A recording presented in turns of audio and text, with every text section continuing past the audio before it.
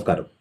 കേരളത്തിൻ്റെ മുഖ്യമന്ത്രി പിണറായി വിജയനും കേരളത്തിലെ ആഭ്യന്തര വകുപ്പും ADGP അജിത് കുമാർ ഉൾപ്പെടെയുള്ള പോലീസ് സംഘവും കേരളത്തിലെ ഒരു നിയമസഭാ സാമാജികനും ഇടതുപക്ഷ പ്രസ്ഥാനത്തിൻ്റെ സഹയാത്രികനുമായ PV അൻവറിനോട് ചെയ്ത കുറ്റം എന്താണ് എന്ന് അവർ വ്യക്തമാക്കേണ്ട സാഹചര്യം, മുഖ്യമന്ത്രി പിണറായി വിജയൻ വ്യക്തമാക്കേണ്ട സാഹചര്യം അതിക്രമിച്ചിരിക്കുകയാണ്. ഭരണഘടനാപരമായി ഒരു ഭരണഘടനാ സ്ഥാനത്തിരിക്കുന്ന മുഖ്യമന്ത്രി പിണറായി വിജയൻ, അദ്ദേഹമാണ് അക്കാര്യത്തിൽ ഒരു വ്യക്തത വരുത്തേണ്ടത്. പിണറായി വിജയൻ്റെ ബലത്തിൽ വളർന്നു വന്ന ഒരു മുതലാളി, ആ മുതലാളി പണ്ടൊരു കോൺഗ്രസ്സുകാരനായിരുന്നു. ആ മുതലാളിക്ക് സംസ്ഥാനത്തിനകത്തും പുറത്തും ഒട്ടേറെ ലാഭകരമായ ബിസിനസ് സാമ്രാജ്യങ്ങളുണ്ട്. ആ ബിസിനസ് സാമ്രാജ്യത്തിൻ്റെ പുരോഗതിക്ക് വേണ്ടി, പുരോഗമനത്തിനു വേണ്ടി അദ്ദേഹത്തിന് ഒരു ഭരണ സംവിധാനം അത്യാവശ്യമാണ്. അത് ഒരു ഘട്ടത്തിൽ കോൺഗ്രസിനകത്ത് നിന്നുകൊണ്ട് അദ്ദേഹം ആവോളം ആസ്വദിച്ചു. പിന്നീട് ഭരണം അട്ടിമറിക്കപ്പെടുന്നു.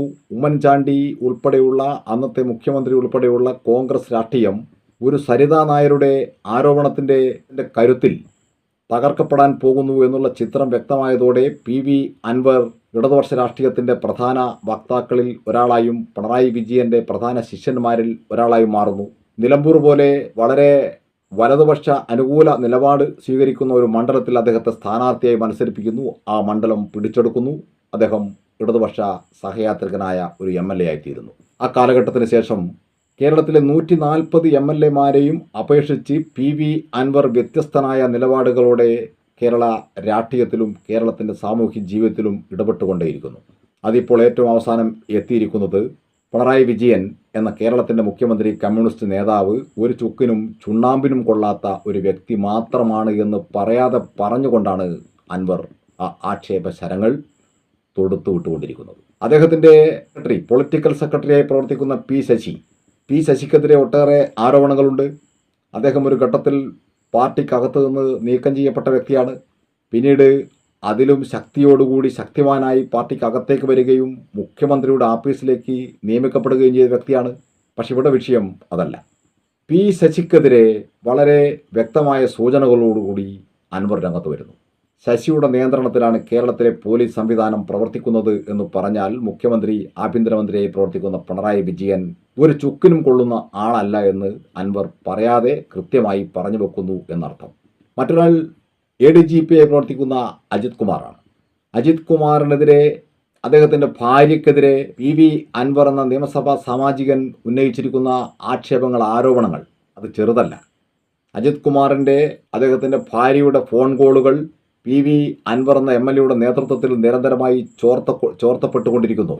കേരളത്തിലെ മറ്റ് പ്രധാനപ്പെട്ട പോലീസ് ഉദ്യോഗസ്ഥരുടെ ഫോൺ കോളുകൾ താൻ ചോർത്തിയിട്ടുണ്ട് എന്ന് PV അൻവർ വളരെ കൃത്യമായി മാധ്യമങ്ങൾക്ക് മുന്നിൽ വിളിച്ചു പറയുന്നു.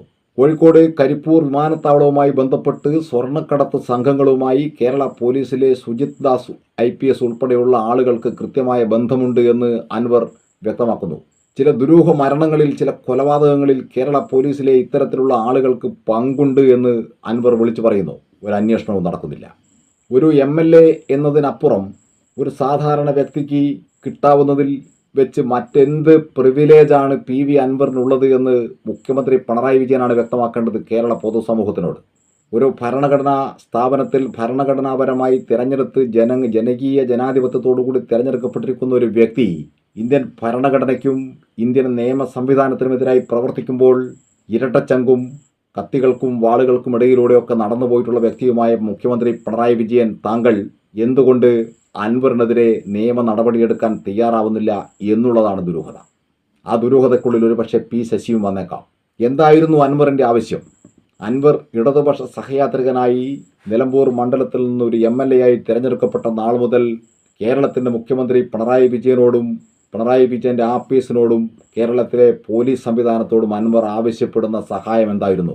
ഏതു സഹായം കിട്ടാത്ത ഘട്ടത്തിലാണ് അൻവർ ഇത്തരത്തിലുള്ള നിയമപരമായ പ്രശ്നങ്ങളിൽ വിരുദ്ധമായ രീതിയിൽ പ്രവർത്തിക്കുന്നത്, ഭരണഘടന വിരുദ്ധമായി സംസാരിക്കുന്നത് എന്ന് വ്യക്തമാക്കേണ്ടത് കേരളത്തിൻ്റെ മുഖ്യമന്ത്രി പിണറായി വിജയനാണ്. അൻവർ ഉന്നയിച്ച ആക്ഷേപങ്ങളും ആരോപണങ്ങളും ഒക്കെ ക്രിമിനൽ കുറ്റമാണ്. അങ്ങനെ ഒരു ക്രിമിനൽ കുറ്റം നമ്മുടെ നാട്ടിലെ ഏതെങ്കിലും ഒരു സാധാരണക്കാരനായിരുന്നു ചെയ്തിരുന്നതെങ്കിൽ അദ്ദേഹം ഇപ്പോൾ ജയിലഴിക്കുള്ളിൽ ആകുമായിരുന്നു എന്നുള്ള കാര്യത്തിൽ തർക്കമില്ല. പക്ഷെ അൻവർ ഇപ്പോഴും പുറത്താണ്. അൻവർ വെല്ലുവിളിക്കുകയാണ്. മുഖ്യമന്ത്രി ഒരു വസ്തുവിനും കൊള്ളാത്ത ആളാണ് എന്ന് പരസ്യമായി പറയുന്നു. അദ്ദേഹത്തിൻ്റെ പൊളിറ്റിക്കൽ സെക്രട്ടറി ശരിയല്ല എന്ന് വിളിച്ചു പറയുന്നു. കേരളത്തിലെ പോലീസ് സംവിധാനം ഉത്തരഞ്ഞ നിലവാരത്തിലേക്ക് പോയി എന്ന് വിളിച്ചു പറയുന്നു. അതിന് പുറമെ ഇക്കഴിഞ്ഞ ദിവസം ഒരു പീഡന കഥയുമായി ഒരു സ്ത്രീ റിപ്പോർട്ടർ എന്ന് പറയുന്ന ഒരു ചാനലിൽ പ്രത്യക്ഷപ്പെട്ടത് നാം കണ്ടു. കേരളത്തിലെ 3 പോലീസ് ഉദ്യോഗസ്ഥരെയാണ് ആ സ്ത്രീ ഒരേ സമയം പ്രതിക്കൂട്ടിലാക്കിയിരിക്കുന്നത്.